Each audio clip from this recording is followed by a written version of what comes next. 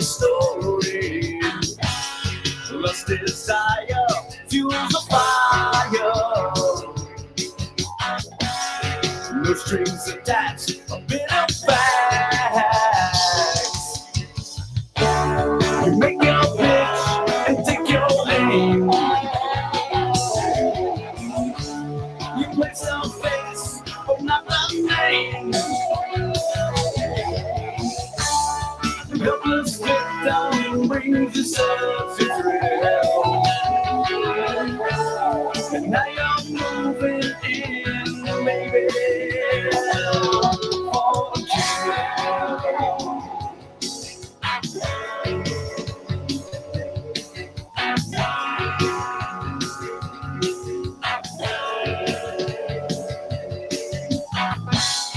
Jungle thunder in the distance.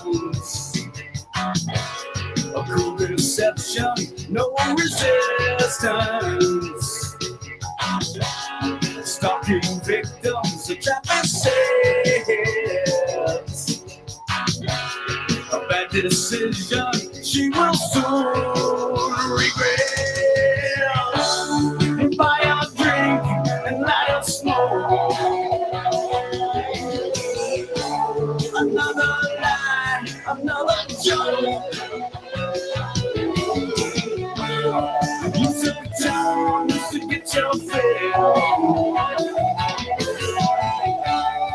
Now you're moving in, baby, for the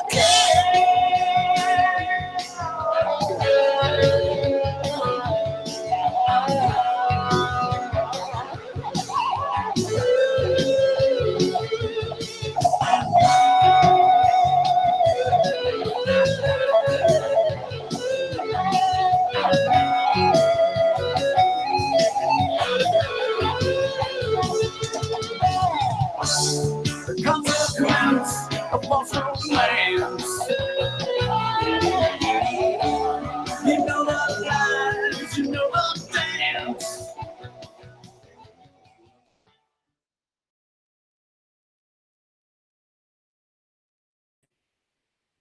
Good evening, everyone, and thank you for joining us.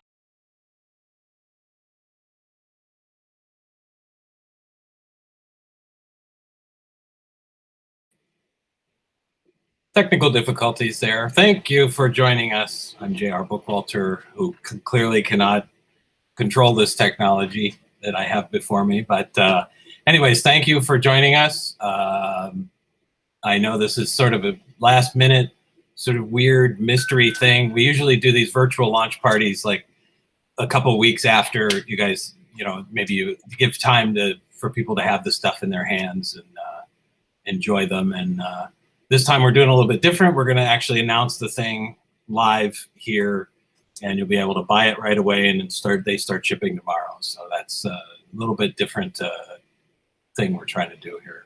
So without further ado, let me introduce the person who is responsible for this movie, who will be familiar to a number of you that have followed the Tempe movies over the year. He is what I would consider a esteemed Tempe veteran. He's been in many Tempe films, some very good, some lesser films.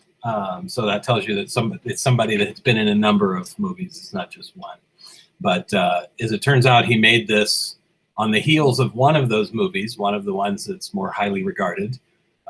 It wasn't like he decided to go off and make this movie because of such a bad experience making one with me. At least I hope not. I'm putting words in his mouth. But so the movie, well, I'll let him tell you, and he can show you. He's actually, we have this man locked up in a bunker here at Makeflix World Headquarters, and are holding at gunpoint, forcing him like a terrorist to sign these 500 slipcovers, because this is one of our titles that has a cool signed slipcover, and there will only be 500 available, and then it'll just be the regular Blu-ray.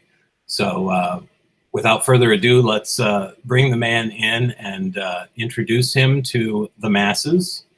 And 3, 2, 1, Mr.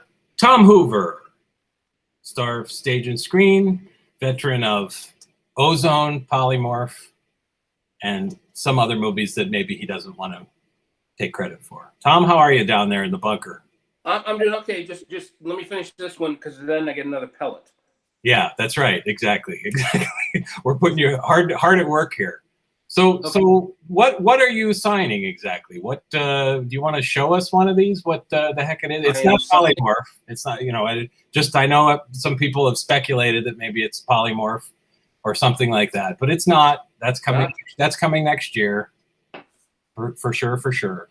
It is. So this is not a movie that I made or really had anything to do with, but it does have some definite Tempe connections besides Mr. Hoover. Tom, show us what it is. Chupa. I'm going to throw this up in the stream here with it. Chupa stands for what? Chupacabra. Chupacabra. Which at the time you made this movie in the late 90s was quite a popular urban legend. Do you want to kind of tell people what the heck is a chupacabra? A lot of people probably don't remember nowadays. It's very true. It's very true. Yes, Chupa was big when Chupa was made. But now Chupa is falling on hard times, but now he's back in a movie. And if you're viewing this in 3D... I don't know. I'm sure there's a 3D stream available, but that's okay. Right. Yes. So let's talk about, you referenced that when this was made, and I've already sort of marketed it as being more than 20 years old. So when did you first get the inspiration to make this movie, and when did it actually shoot? Let's go with just shooting right now. Fair enough. I actually started thinking about making a movie immediately after Polymorph because it just was so much fun. It was so much fun.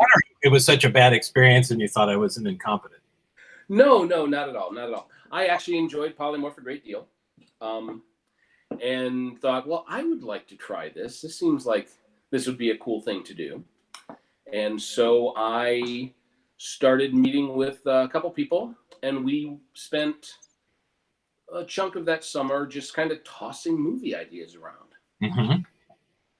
And just scenarios and things like that. And I settled on this particular movie, and that was in the fall of 1996.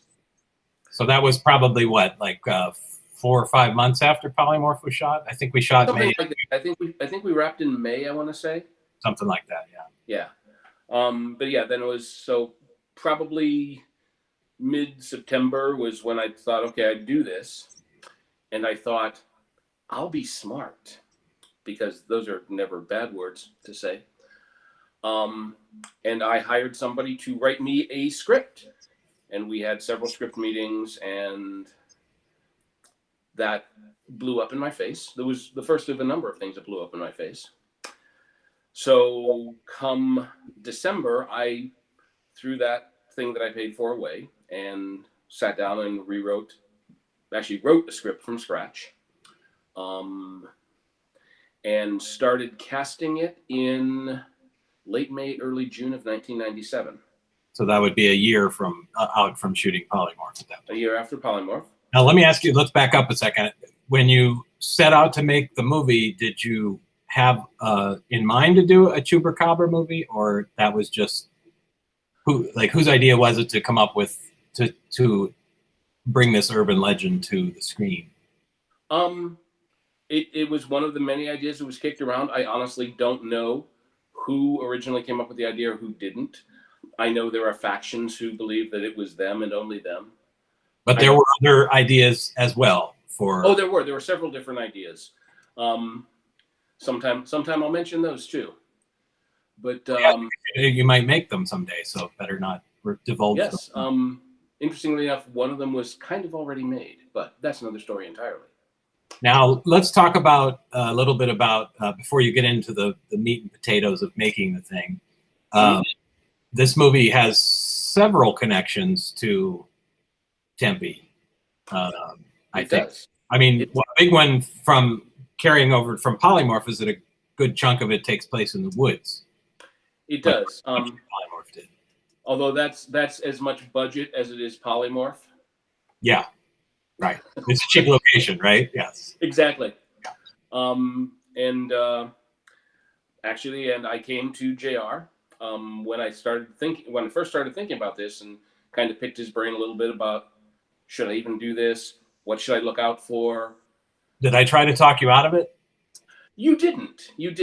And I hate you for that, by the way. Well, because I was going to say, because in recent years, when people have come to me with an idea that they want to go out and make a movie, I usually try to talk them out of it. That's my...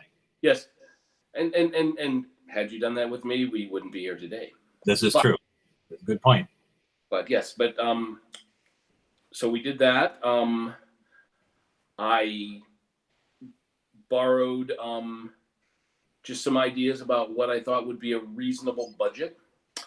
And I wanted this to be like my entree into the movie genre, into the movies in general, making movies. And so I had kind of, let's call it an ambitious idea. Those rarely work out when you don't have the money. They don't. And I thought in my time... I mean, it's a good thing to have. I've been there many times, so. Yeah. But in my tiny mind, I thought, I'm going to do this just like a real movie, just on a smaller scale. Right. Because, that always works out really well, too. Yeah. So I got investors. I raised half the money. And then as shooting started, I realized that it was going to be less than what I'd hoped for. And so I put in the other half of the money myself. That almost never happens. Yeah, I know. I set a trend there, I think. I just blazed a new trail. Yeah. Right into the dust. But then a number of people were involved in or touched the movie in some capacity. James L. Edwards was actually one of the people I used to sit around and talk about movies with. He actually auditioned for you. I don't know. I'm sorry? I don't know him. Who is he? He's a little guy, and he's one of your polymorph co-stars. Come on, we all know. Oh, that was right. That was him. Yeah. We all know who James L. Edwards is. Yes. But by the way, I should remind you, you've stopped signing. So I'm going to. I'm so sorry. I'm going to send one of my minions down there to crack the whip. No, I'm just kidding. You don't have to keep signing. But everybody wants a signed copy, so we do have to get them done at some point. I do. You don't have to sign during the. I'm just kidding. So let's talk a little bit about this movie. Is shot on video, which was kind of a big deal at the time in the late 90s, 96. It was. But you kicked it up a notch, and you shot on a little bit higher quality. And we shot polymorph on. I went personally from Super VHS to Mini DV on polymorph. But you, Tom Hoover, kicked it up even further and shot on what? I shot on Beta SP. And that format should be known to SOV fans because it was that was what Blood Cult and many other higher end shot on video movies in the early days were shot on. That's considered a professional video format, unlike Super VHS. Right. And maybe even Mini DV. And for my day job, I actually did industrial videos, and so that was the equipment I had access to, and that's where I went. It wasn't the cheapest. No, it's not equipment. No, it was a substantial part of my budget, tape stock, and. Did you pay for the actual rental of the camera, or you got that gratis? I got that gratis because I partnered with the cameraman. But I did rent booms. We had a night shoot where I rented a generator. I rented a cabin from the Boy Scouts of America for pretty much at gunpoint. And then only spent 2 hours in it because they lied. But yeah, I spent a lot of money.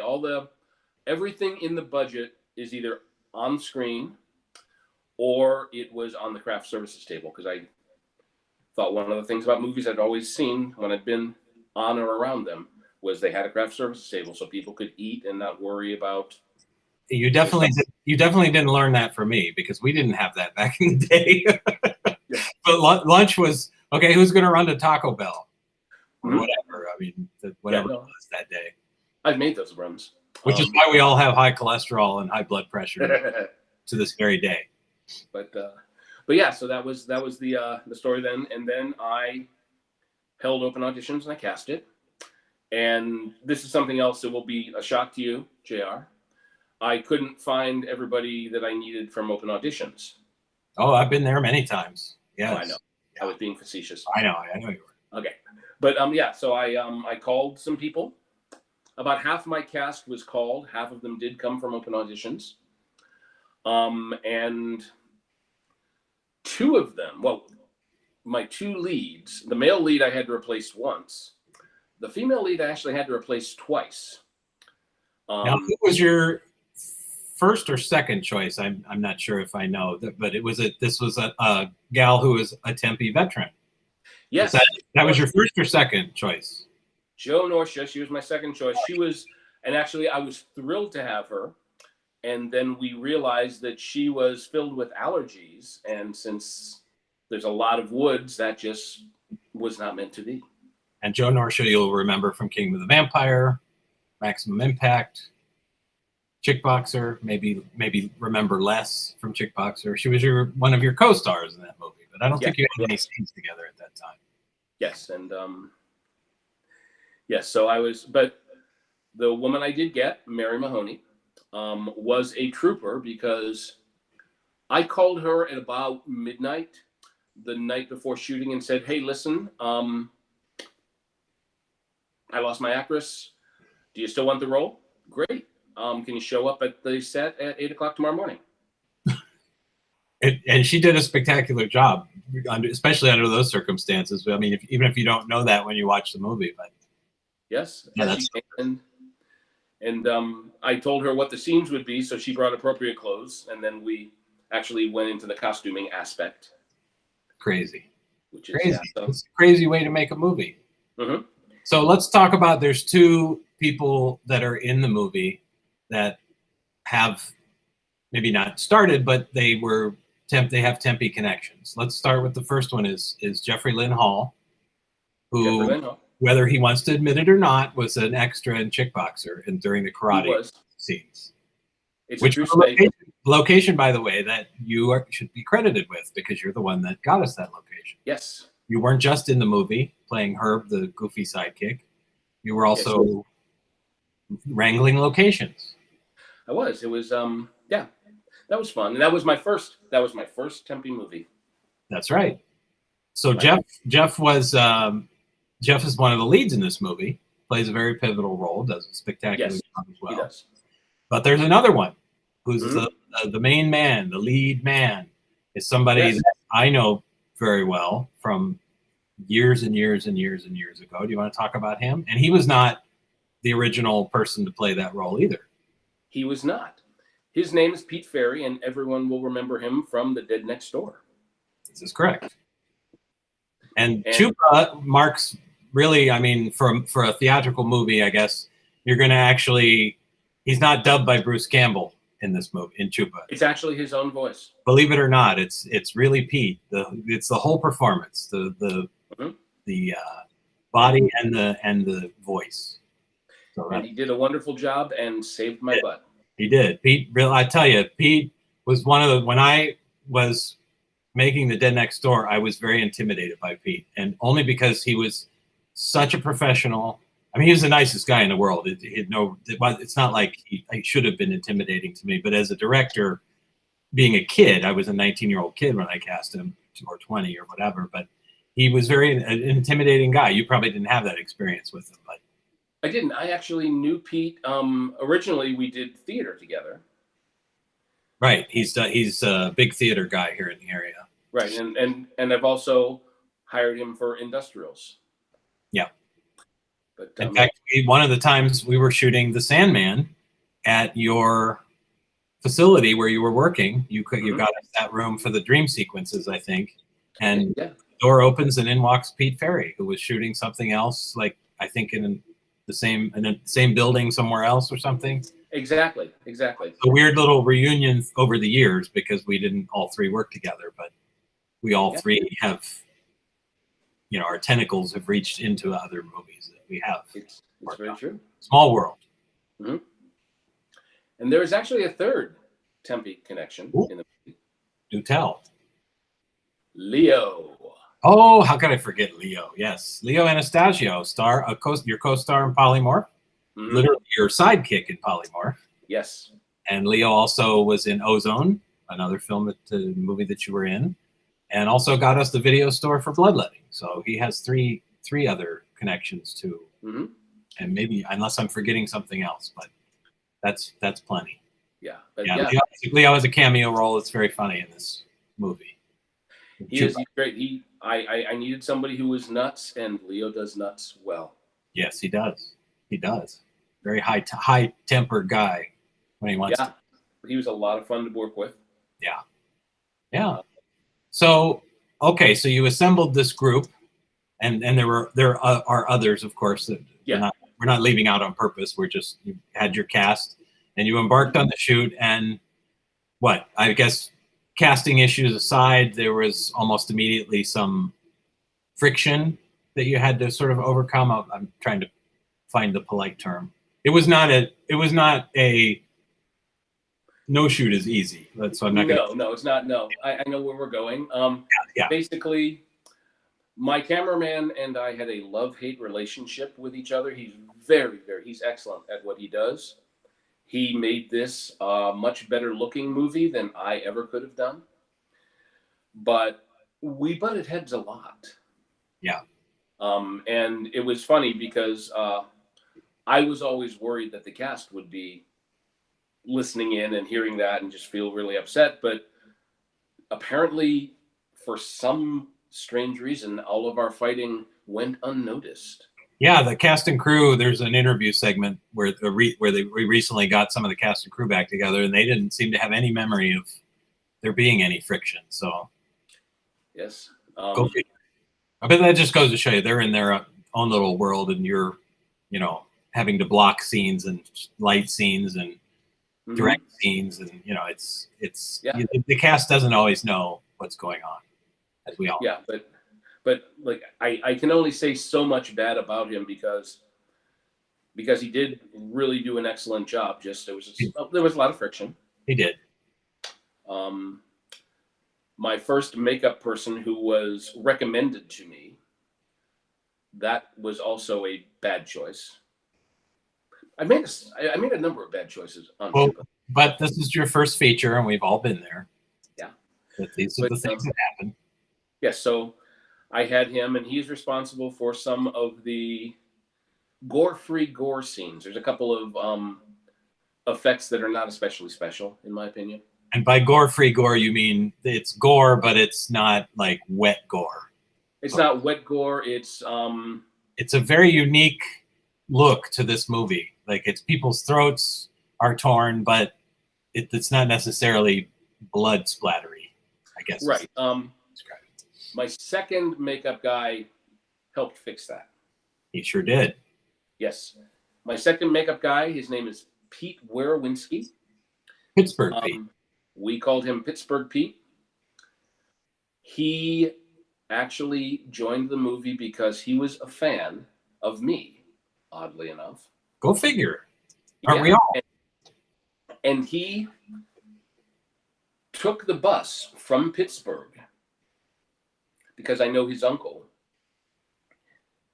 Went to his uncle's house and said, "I'm doing this. Can you take me to this movie set?" And he called and he had the location, and so he just showed up one day. Mm-hmm. Actually, it was not to be a makeup effects guy. Not to be makeup effects guy, but just to help in whatever way he could. Yeah. He moved things. He held the boom. He wrangled people. He just was a jack of all trades. And he started. I was overhearing. He was actually teaching my makeup guy that I paid. Right. How to do certain effects. Something wrong there. Yeah. So I ended up finally firing my first makeup guy and went with Pittsburgh Pete. He took the bus from Pittsburgh every weekend. Crazy. He would not allow me to pay for it. So he came and worked the movie on his own dime. Yeah, that's dedication. It is. He was a godsend, and he Yeah, he was another one who saved my butt. My butt got saved a fair amount of times on this movie. Well, that you'll have that on your first movie. Yeah, We've all but been there. So yeah, now this movie has a odd parallel to my own first feature, The Dead Next Door, in that it took almost exactly 4 years from the time you started on it to the time that it was finished. yeah. The difference is your movie, like Dead Next Door, after it was done, Dead Next Door came out about a year later, where Chupa is coming out over 2 decades later. That's very true. Do you want to give us the capsule version of how that happened there in that gap of time? That gap of time, a lot of things happened. Basically, we shot solidly for about 3.5 months every weekend. And then we had another month and a half of various and sundry pickups that we needed. So we basically shot for 6 months. We edited for another 6 or 7 months. Sounds good so far. Yeah, and then we were, there were some sound situations that, well, the sound wasn't even. The sound needed sweetening. There were places where we needed to add sound, like in one scene with 2 individuals kind of making out. Basically, I sat behind, like, right at camera level and told them step by step what they should be doing. And obviously, that doesn't really play in a movie. Yeah. You're talking about the kind of Foley effects, what they would normally be called Foley, and right. Fill in stuff that makes it sound like a movie. Maybe it's not exactly realistic in real life, but yeah. Mm-hmm. And so I had already hired a guy to do the music, who found me through a newspaper article about me and auditioned for me and sent me a bunch of clips, and I liked what he gave me. And the music is quite good, actually. The score is, I like the score. Yeah, he wrote the score for me, and that was actually a fun process. We would do it in 20-minute increments. He'd write the score, I'd come to his house, I'd watch it, I'd make notes, he'd make notes, he'd go away and fix it and come back. He was perfect. And he said, the sound studio I work for, we can do the Foley effects that you need. We can sweeten the audio. We can do all of that stuff. And so I went and I met with the owner of the sound studio and him, and said, this is what I have. This is what I can pay. Would you like to do it? Critical part, yeah. Yeah. Not an unlimited budget. Right. And so he said, he agreed to my terms. I paid him half up front. And they and at first they started just kind of really getting into the movie. But apparently Foley is a lot more tedious than the owner had expected.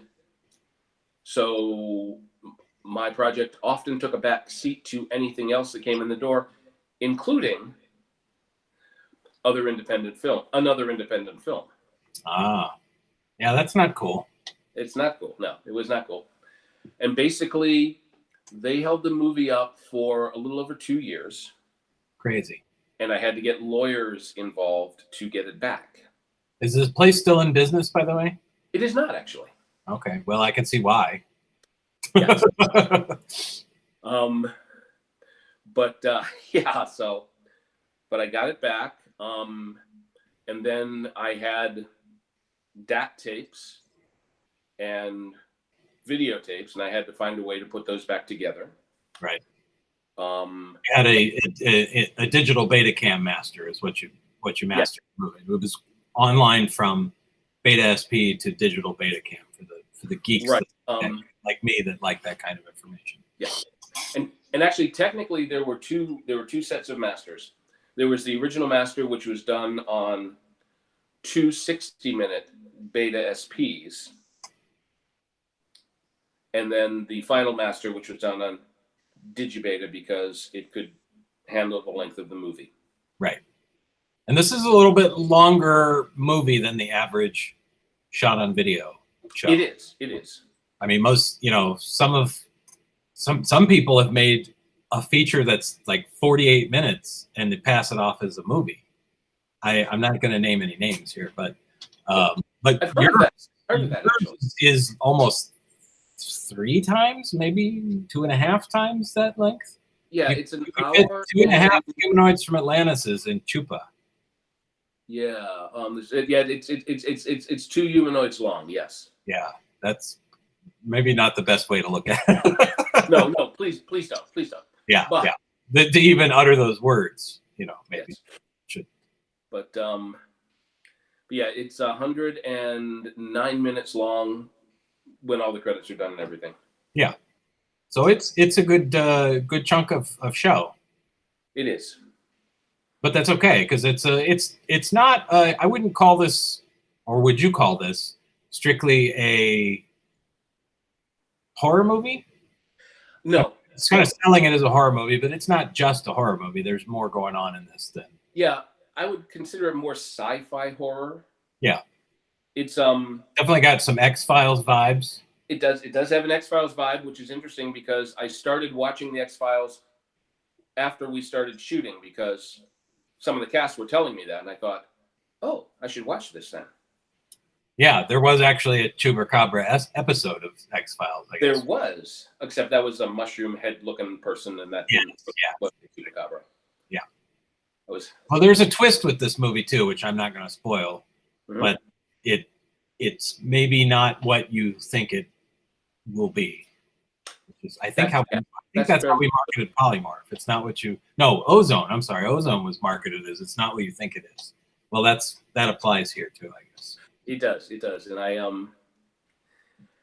was happy with that, and I was happy with the way it turned around. Yeah, I'm not going to say any more about that, but yeah, there is a twist, and I like it. And somewhere in the commentaries, I do the whole "it's this movie meets this movie." Yeah, but I'm not going to do that here. You have to buy the movie. I'm sorry. Well, you don't have to just buy it. You can. We just posted at 8:30 p.m. Eastern Standard Time the trailer for the movie, so you can get your first little taste of it right now on Facebook or Vimeo. We just tweeted out the links and Facebooked out the links and all that kind of stuff. So and that's really cool. And so that'll give you a little sampling of what it's all about. Yeah. And and then basically it sat on my shelf for 20 years. Well, let's talk about that because you had somebody interested at the time. Like at the time I was making the movie, I did have, and I honestly cannot remember the name of the distributor. They are no longer in business, but they distributed. I'm sure they're not at this point. Yeah, but they were a VHS house because this movie was originally going to be released on VHS. Well, that's all there was then. Yeah, exactly. When did you finish? It was finished in 90. Yeah, I say spring 99, something like that. No, it's shot in 97, edited through 98, so spring of 99. Actual finished 2000, right? 2000. That's the copyright. 2000. The copyright date is 2000. Yeah, late 2000, and so that's when it should have come out in 2000. Well, yeah, technically it should have come out 2 years earlier, but the sound studio thing we went through. Well, that aside, even with that, it was ready for distribution. It was. However, in 98, 99, I lost my original distributor because I had no product for them. Right. Yeah, and the business was very different then. That was the Blockbuster and Hollywood Video days. Those were the heady days. Like if you got a deal then, you probably were doing pretty good. Unlike now, where it's not. Those businesses are all long gone. We've got streaming. We've got other things, but we have Makeflix and Tempe Digital, which are outlets that can rescue movies like this. Now we've talked about distributing this movie at least 2 or 3 times over the years. We have. And I can't quite remember why it didn't happen, but it didn't happen until. I will own up to why it didn't happen. Okay, let's hear it. It didn't happen because the sound studio left a sour taste in my mouth, and I didn't think it was worth the effort. I called it a chapter in my life that was closed. But now the chapter is officially closed. Now the chapter is officially closed with the release. Now, right now, you can go to Makeflix, buy the sucker, and it'll ship out tomorrow, and you can watch it next week-ish, I guess, whenever, depending on where you're located. Can't guarantee those international customers. But anyways, yes, now the movie has been spiffed up a little bit. I did a little bit of work to the original master, sweetened a few things up, some audio stuff. Yeah. We put together a nice little package here, right? Right, nice package. And I will give you the kudos because you gave me a sound effect that I have been trying to get for 20 years. And the funny thing about that particular sound effect is it probably took me, I'll be charitable and say 10 minutes to create that sound effect. Oh, I knew it wasn't hard. I just didn't have the tools. And no, I'm not bragging. I'm just saying wonder what that sound house was really doing. Now, again, the technology was different back then. It wasn't all digital yet. I mean, some of that was happening. It was, but like anything you have to get lawyers to make people give you, there were things that weren't exactly done or exactly done right. That was one of them. Yeah. Well, so I believe they had the wherewithal, the technology to do it. They just chose not to for whatever. Chose not to. But let's look at the bright side, because the yellow brick road leads us to today. You sit here in my dungeon signing slipcovers, which you should be doing, but that's okay. For the Chupa Blu-ray, which is the Blu-ray is, the slipcover is limited. There's only going to be 500 of them because that's all you're going to sign. There won't be any more. After that, you'll just be getting the plain old Blu-ray. So I encourage anybody that wants to check this thing out, now's the time to grab it. And it is for sale right now, tonight, and we'll start shipping tomorrow. Yes. Tom, I don't know. Tom will probably still be locked in my dungeon and probably help pack some orders tomorrow too. That only seems fair, because I mean I did get an extra pellet that one time. So yeah, exactly. There was that. So we got lined up a bunch of, there's not just a couple of special features. We lined up some pretty cool stuff. We have. There's some current, on the new side of things. I enlisted our mutual acquaintance Matthew Dilts Williams from Phantom Pain Films and Future Video. He went with Tom and shot some new cast and crew interviews. Yes. And we also did you did a location tour, showed what the locations look like now today. Mostly it's just overgrown abandonment. Although you're lucky, because when I do location tours, most of the buildings that I shot in no longer exist. They're just all gone. Yeah. I had some of those too, but I did have some. And actually, the opening location looks exactly the same today. Yeah. It's I mean, even down to the stuff in the kitchen. Yeah. Like the stove, everything is exactly the same. That was kind of funny to see. And then on the other new front, we have two commentary tracks. We have one commentary with just you, and one commentary with you moderating the cast and crew.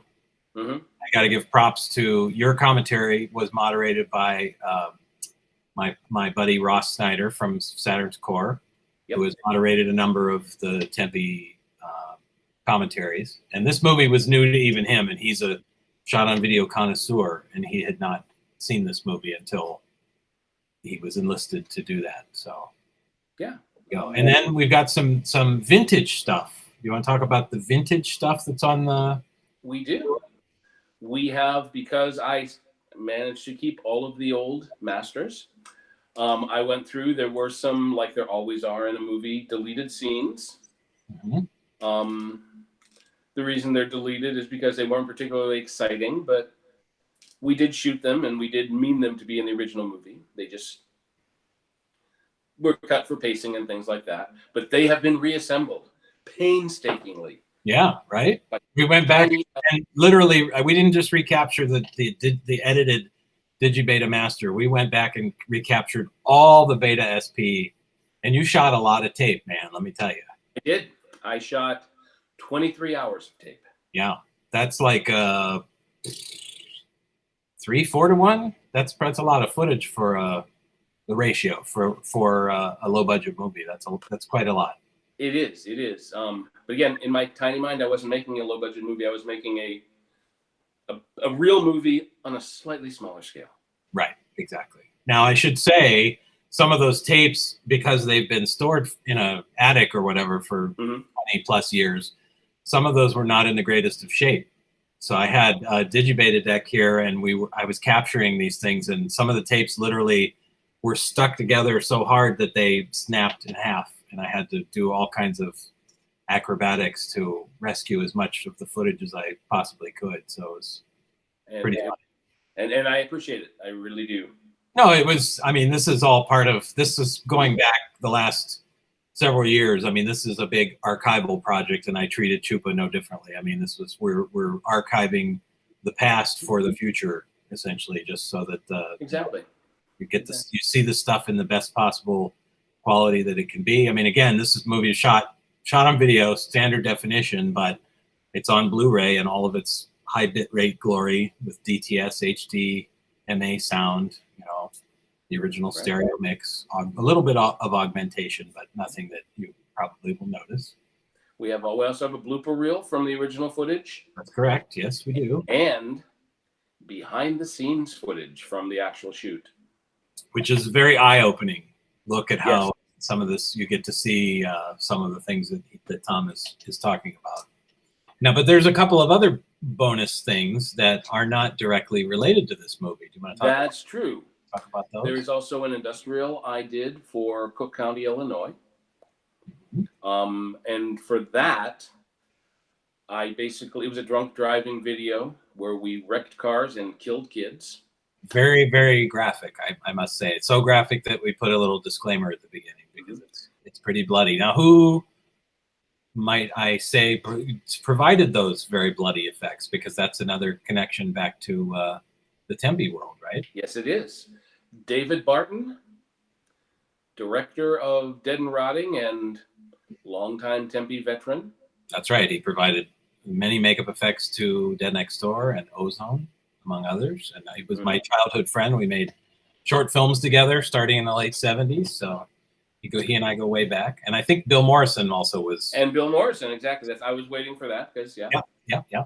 Bill Morrison also a Tempe veteran. I remember him most from Galaxy of the Dinosaurs. That was my favorite Bill Morrison role. Yeah, that role. And it's so funny because that was the role that I had a heck of a time trying to get him out of bed to even come to the set to do that movie. But he was very cranky through most of it. But, he came, he showed up, and he did it. So that's all I can hope for. A few cheeseburgers and breakfast sandwiches, and he was good to go. Yeah, no, but yeah, that was and I couldn't have done that without them. Dave Barton is actually an amazing makeup guy. He is, and I will get a plug in. Anybody in Northeast Ohio, you can go see the work of Mr. Barton right now at his haunted house, Ghoul Brothers. Ghoul Brothers is in Coventry on Manchester Road. Look it up. They're on Facebook, and I think they're on all the social medias, as we all are, and worth going to his haunted house. That's a haunted house put together by an actual veteran of Hollywood makeup effects. That's right. And it even has the Marvel seal of approval. Yeah, that's right. He had some special guests a couple years ago. Spider-Man himself showed up and went through it. So Spider-Man and Joe Russo. That's correct. One of the directors. Yeah. Now there's one other bonus feature on the Blu-ray that directly relates to your life after Chupa. Yes, it is. Basically, well, let's hear a little bit about what that is. Sure. So, as you will see at the end of the movie, I do say, with such chutzpah and hubris, that this is not the only one. There'll be more. There's also the trailer for what would be my next feature. Wasn't in the horror genre at all, actually. It was a black comedy.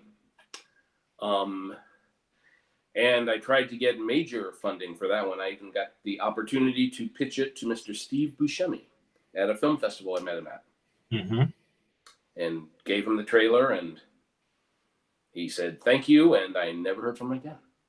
So that probably is a no. Yeah, so I'm saying it's a pass. Yeah, sure. I'm thinking that's a pass. Yeah. But you didn't. You didn't shoot the entire movie. You just shot this promo, correct? We shot the promo. We shot a promo and 2 scenes. Okay. But the promo is the only thing that ever really saw the light of day. Gotcha. I actually still have those master tapes too. If someday there wants to be. Yeah, if somebody's got some money to spend and wants to put it into some non-horror, you'd still make that movie, right? Oh, I'd still make that movie, yeah. Well, there you go. You can watch the promo. Will be on the Blu-ray. It's not on the DVD, I should say. The DVD is a little bit skimpy on extras because you couldn't fit everything. But the Blu-ray is the thing you want anyway. So the DVDs. Yeah, and I will say that the trailer we shot on was mastered on a very low quality video, so it's better looking than it looks to you. Gotcha. Is that fair to say? Yeah, that's fair to say, I think. Okay. Yeah. So let me ask you, why should someone buy Chupa? Now, I will say I'm seeing already orders coming in, so people are buying it. But why do you think they should buy it? You as the filmmaker. I'm the guy that's marketing the thing. Why do you think people should see this? Why do I think people should buy Chupa? I think people should buy Chupa because it tells a different story than a lot of the horror, the pure horror genre movies tell. Mm-hmm. It mixes the blood that you love with some interesting plot. Yeah, it's definitely more character driven and plot driven than the average shot on video movie. So I totally agree with that. Yeah, and plus it's just, I think it's fun. I think despite the length, it moves pretty well. There's a lot of stuff going on. And I also have to give props. I know you didn't get along with your cameraman, but it looks much better than the average shot on video movie. I mean, everything's lit. You can see everything. There's, it's not, there's never really, I mean, it has a definite more air of professionalism than than I would say probably 85% of the shot on video movies that you guys have all seen. So yeah, and that's all my cameraman. It looks great. Most of the effects are good. There are some that, again, I call it gore-free gore. But that's, that's all movies. There's a high percentage that work, and then there's always a few that don't. I mean, that's just part of the experience, I guess. But I also, another reason is because it doesn't focus on, it runs a whole gamut of people. The actors were aged from 16, which I literally just found out this year, to 70.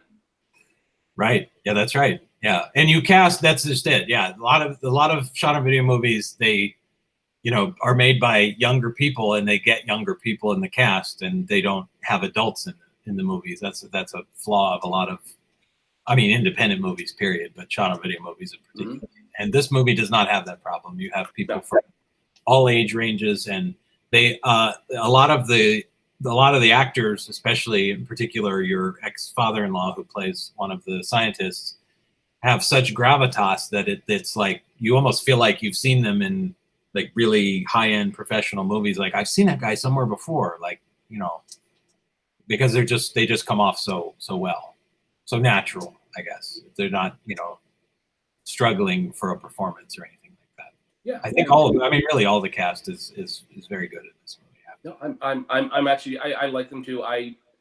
Because of my sound studio experience and sitting up on the shelf, I developed kind of a jaded look at the thing, and I hated the movie.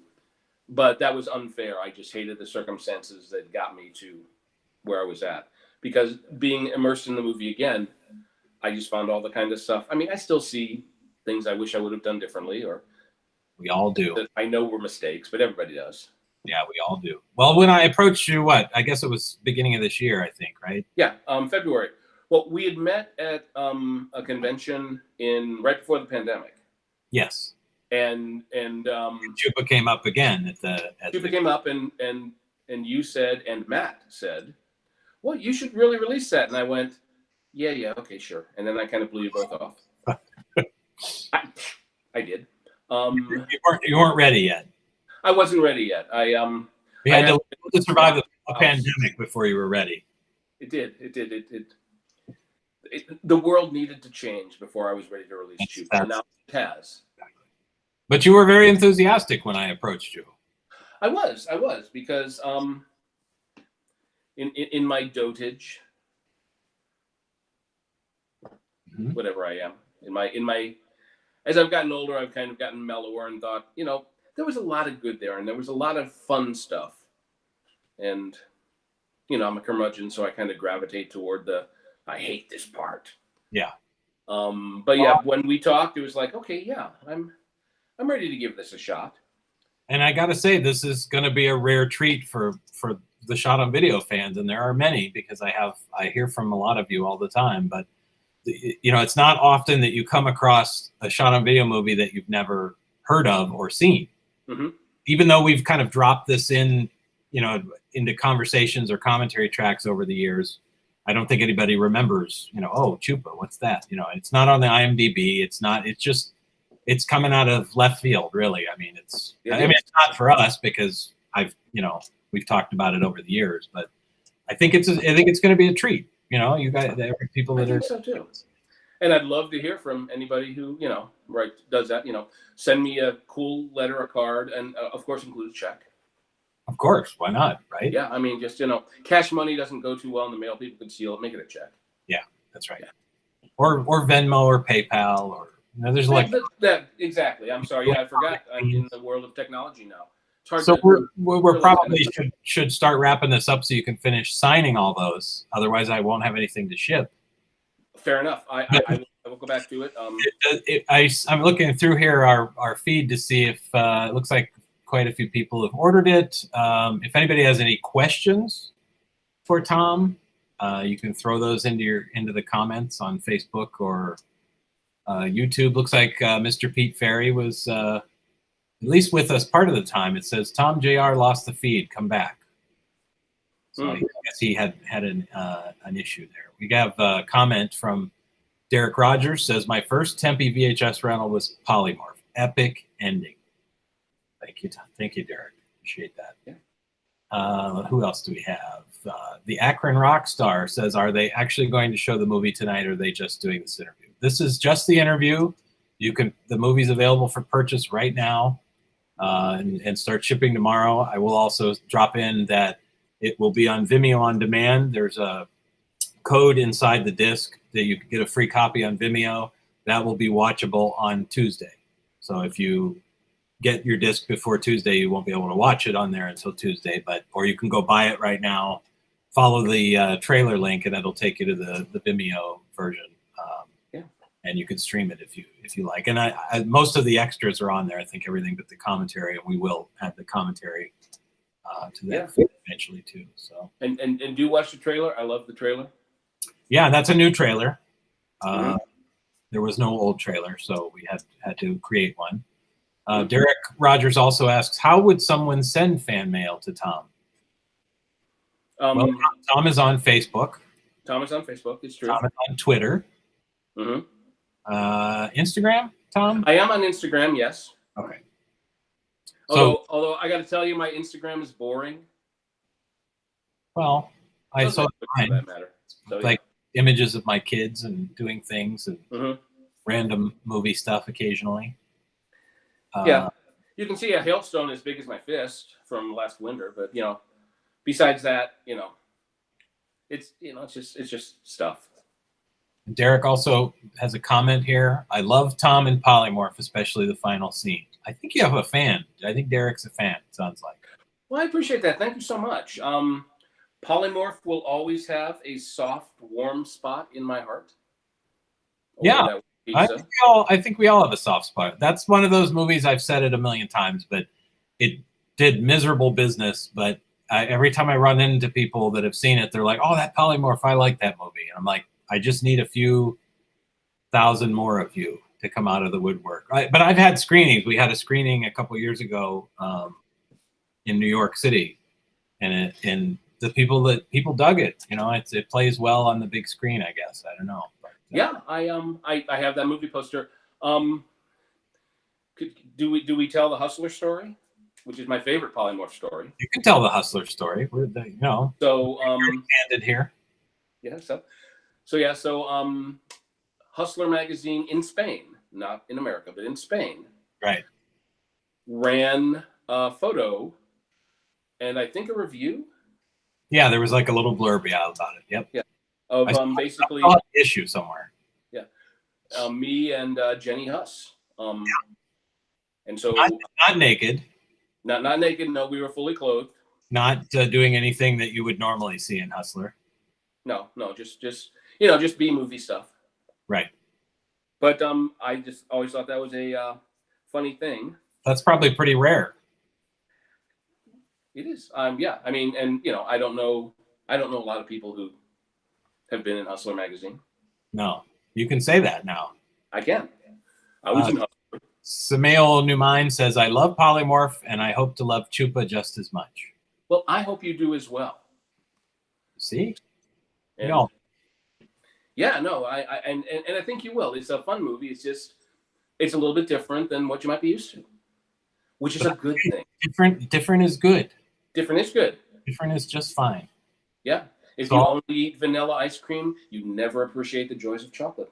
Exactly. You got to taste something different. I'm going to throw this link up again because it'll throw it back into the stream for those of you watching. This is where you can click. You can click this link to purchase it, or just go to Makeflix. It's right there on the front page now for all the world to purchase and enjoy.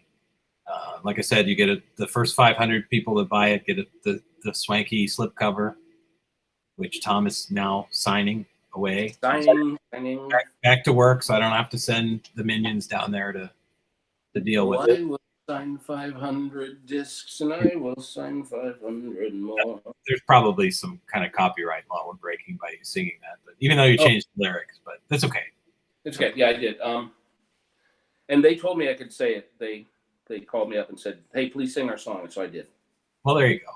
Yeah. So, any closing thoughts? Any closing thoughts? No, thank you on? for playing tonight with us. Yeah, I would love to hear how you all feel about the movie, what you think. You can do the stick figures and stuff, and I'll put it on my refrigerator if you're that kind of person. But seriously, I hope you enjoy it.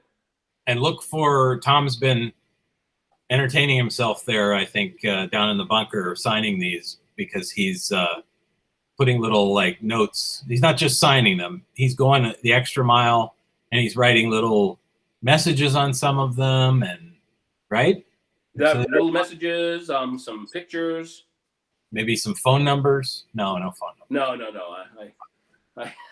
I draw the line there. Phone numbers of your enemies, perhaps. It's like a bathroom wall down there. He's just it is. Doodling and doing all kinds of stuff. So you're going to get more than just his signature. You're going to get, maybe you'll be lucky enough to get something special. So, well, I think there you go. See?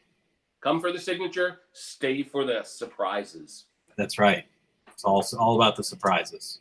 So probably a good point to wrap it up, don't you think, Tom? I do. Looks like you're going to be busy there for a little. Yeah. I'm going to kick in our tunage here. This is the end title song for Chupa. So this is our little outro, so that we know it's time to wrap it up. And thanks for watching, everybody. Thanks for playing. Go check out the trailer on Vimeo or Facebook. You'll get a taste of what to expect. And we hope you enjoy Chupa.